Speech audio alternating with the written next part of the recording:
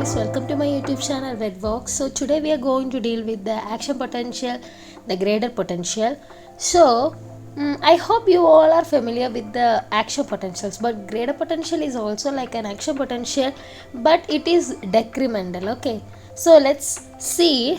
So basically there are two forms, graded potential and action potential. So coming more about the graded potential or graded signal, it is a potential produced by the specific triggering event that cause these gated ion channels to get opened and release their ions, causing a difference in the potential resulting in a transmission. So, and you may think like all these channels are situated in the cell membrane, but no, only a special portion, only a small portion is confined with these specialized channels and all. And another thing is that the magnitude of this potential is related to the magnitude of triggering events. If longer the duration of a triggering event is, it will be longer the duration for the graded potential also.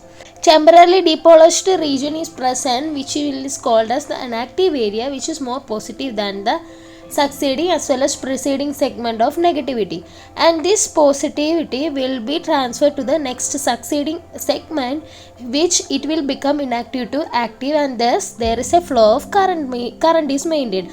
The charge flow or the flow of charge will be decreased, and which will cause at a certain point the current to be zero, so that it is decremental. And the examples are postsynaptic potential, receptor potential, pacemaker potential, and slow wave potential. Coming to the action potential, it is brief and rapid, and it propagates in a non-decremental fashion, and it is the potential or a triggering event which causes the change in resting potential. The resting potential of a cell is minus 70 millivolt, right?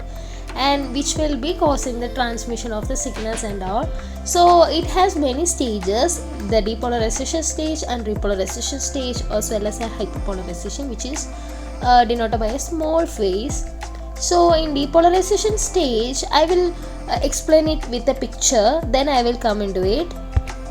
So in this picture, it is a graph representing the membrane potential against the time, and you can see the threshold potential, which is minus 55, the resting potential minus 70, and an action potential at plus 30 millivolt.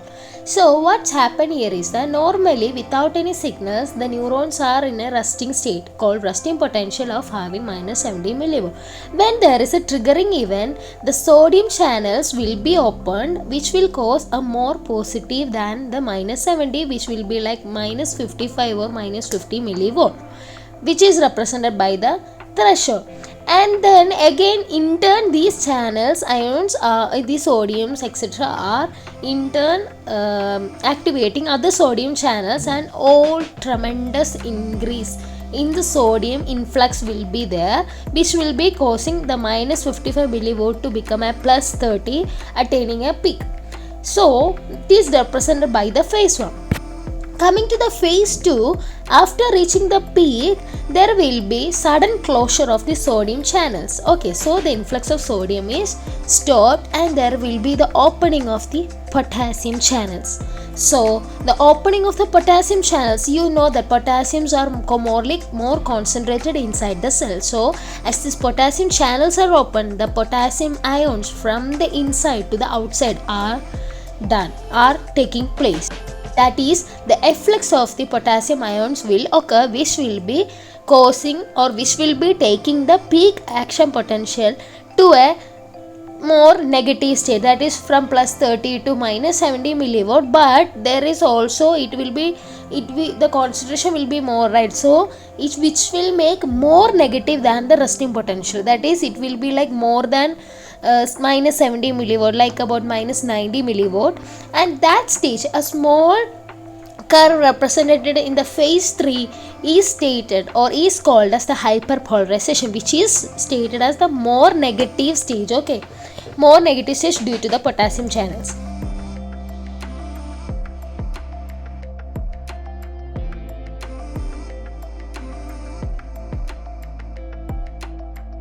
This is the overall nutshell about this action potential. I hope it is clear.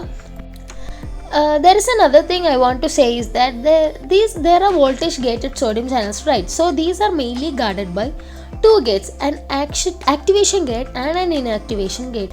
And the voltage gated sodium channel can exist in three conformations. So voltage gated sodium channels are of two types, the activation and inactivation, and they exist in three conformations. First one is closed but capable of opening. First stage is closed but capable of opening.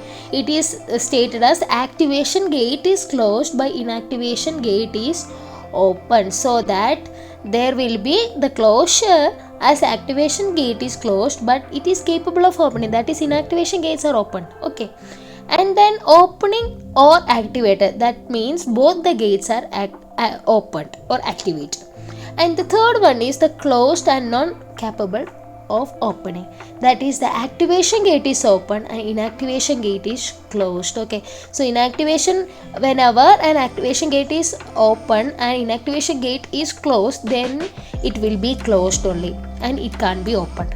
But in the first case, the activation gate is closed and the inactivation gate is open, so that there will be closed but capable of opening. Okay, so coming to the restoration of the concentration gradient disrupted by the action potential, the generation of the action potential will be resulting in an increased concentration of sodium and decreased concentration of potassium inside the cell when compared to the ionic concentration in the resting stage, because it is the reverse in the resting phase.